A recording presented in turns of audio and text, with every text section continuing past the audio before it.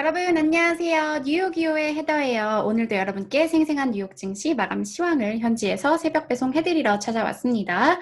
네, 여러분 화요일 뉴욕 증시는 사실상 방향성을 뚜렷하게 찾지 못하고 장중에 계속 이 소폭 등락을 거듭하다가 소폭 상승으로 마감을 하는 모습이었는데요. 숫자 먼저 살펴보시면요. 다우지수는 0.19% 올랐고요. S&P 0.04% 오르는데 그쳤고 나스닥 지수 0.28% 상승했습니다. 이제 계속 전해드렸던 정치적인 이런 좀 혼란도 증시에는 이런 상승폭을 제한하는 요인으로 작용을 했고요. 근데 그 무엇보다도 요즘에 이 미국의 국채 금리가 좀 오르면서 증시 상승을 제한하는 그런 모습을 나타내고 있어요. 하지만 이날에는 이제 여러분 벌써 또 어닝 시즌이 이제 시작이 되려고 하고 있거든요. 이번 주 은행주 실적을 시작으로 어닝 시즌이 출발을 하는데 이 실적에 대한 기대감, 특히 은행주 실적에 대한 기대감 같은 경우에는 이날 증시를 좀 끌어올리는 그런 요인이었습니다. 그래서 오늘은 기사 2개, 이 국채금리 그리고 은행주 실적 이렇게 여러분께 전해드리도록 할게요. 네, 제목부터 보시면 이제 10년물 국채금리가 10개월 만에 최고 수준까지 올랐다. 이런 제목이고요. 이제 국채금리가 올랐다는 거는 국채가 하락했다는 뜻이겠죠. 자, 보시면 이제 투자자들이 추가적 경기 부양책에 집중을 하면서 국채금리가 계속해서 상승하고 있다. 이렇게 말하고 있어요. 장중에는 3월 20일 이후 최고치인 1.174%까지 올랐고요. 이제 작년 내내 사실상 1% 아래에서 움직이다가 이렇게 오른 거죠. 30년물 같은 경우에는 1.904%까지 오르기도 했습니다. 자, 이제 조 바이든 대통령 당선인이 지난주에 추가적인 부양책은 뭐 몇 조 달러가 될 거다 이렇게 말을 하면서 이제 부양책에 대한 기대감 때문에 이제 부양책 전망 때문에 국채 가격이 지금 오르고 있는 걸로 보여지고요. 이제 요 부양책과 관련해서는 목요일에 더 구체적인 이런 정보가 나온다고 합니다.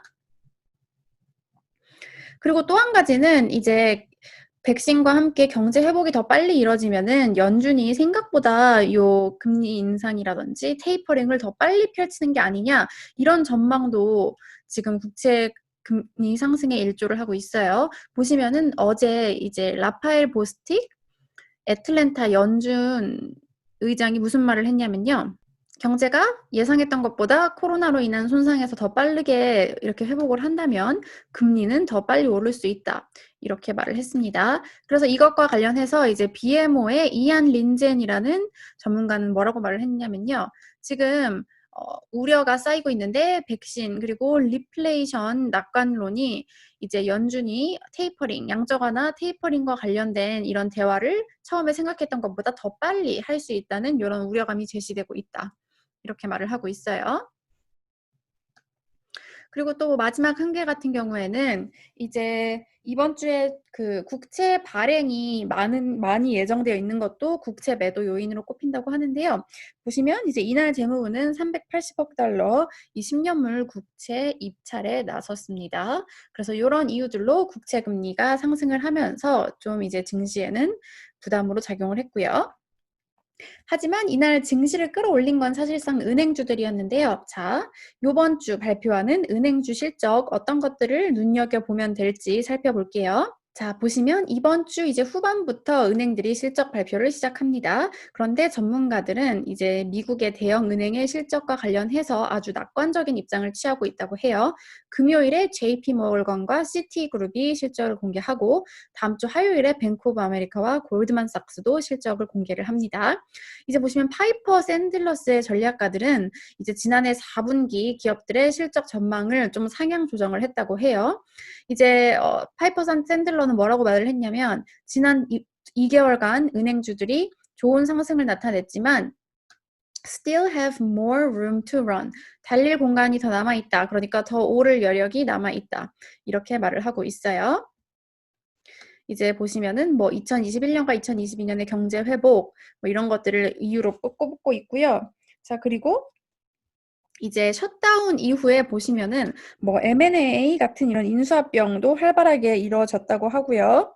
그리고 이제 기업 공개, IPO 같은 경우에도 활발히 이루어지면서 은행주에 긍정적일 것이라고 평가를 하고 있습니다. 또 4분기 이제 시장 변동성을 고려를 했을 때 이제 트레이딩 부문 매출도 양호할 것이다. 이렇게 평가를 했고요. 네, 여기 보시면 M&A 딜 그리고 IPO M&A 같은 경우에는 전년 동기 대비 38% 올랐고 기업 공개도 68% 증가한 걸로 나오고 있죠. 네, 그리고 이제 트레이딩 액티비티도 네, 시장 변동성 때문에 이제 매출도 증가할 것이라고 예상이 되고 있고요. 자, 이제 보시면 파이퍼 샌들러 같은 경우에는 뱅크 오브 아메리카, 시티그룹, JP 모건 체이스 그리고 골드만삭스에 대해서 이제 비중 확대 오버웨이트 이 목표를 제시를 했고요. 자, 그리고 이제 발언을 살펴보시면 이들 은행 같은 경우에는 순이자 수익에 대한 의존도가 낮고 그리고 어려운 환경에서 대응할 수 있는 매출 구조를 가지고 있다. 그리고 경제 회복 시기에 레버리지를 창출할 수 있는 사업 구조를 가지고 있다. 이렇게 평가를 했습니다.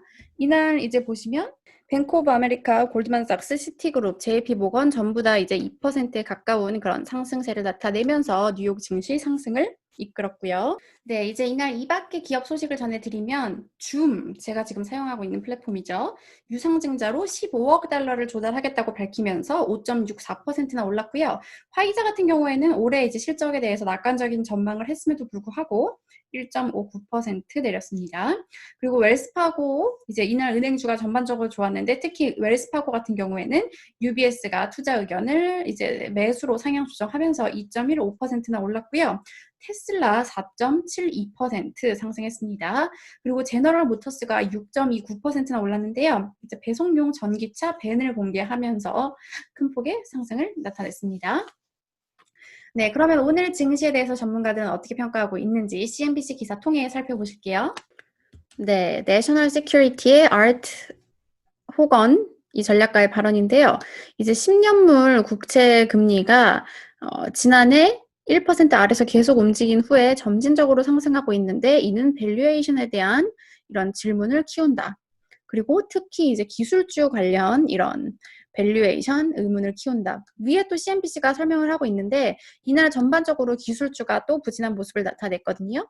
이제 금리가 오를 경우에는 이 대형 기술주들이 뭐 부채를 내서 투자를 하는 것들이 더 어려워지기 때문에 어쨌든 밸류에이션과 관련해서 우려를 키운다고 이제 국채 금리에 대한 얘기를 하고 있고요. 그리고 야데니 리서치의 에드 야데니 CIO 같은 경우에는 우리는 이제 밸류에이션이 너무 올라간 것과 그리고 계속해서 올라가는 것에 대해서 그리고 이걸로 인해서 이제 붕괴가 발생하는 것에 대해 우려를 해왔다. 그런데 이제 한편으로 반면에는 기업 실적이 계속해서 회복되고 경제와 함께 기업이 실적이 회복되는 걸로 나오는 것은 다행이다. 이렇게 평가를 하고 있습니다. 네, 오늘은 이제 약간 어떻게 보면 좀 지루한 그런 장세가 나타났는데요. 이제 이번 주 후반부터는 실적도 예상되어 있으니까 그 부분에도 집중을 해주시고요. 저는 내일 다시 소식 들고 찾아오도록 할게요. 여러분, 내일 만나요.